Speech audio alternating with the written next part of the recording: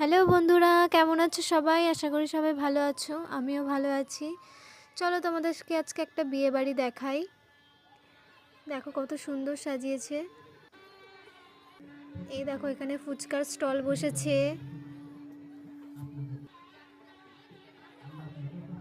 দেখো এখানে কফি স্টলও বসেছে, সাথে পকোড়াও আছে।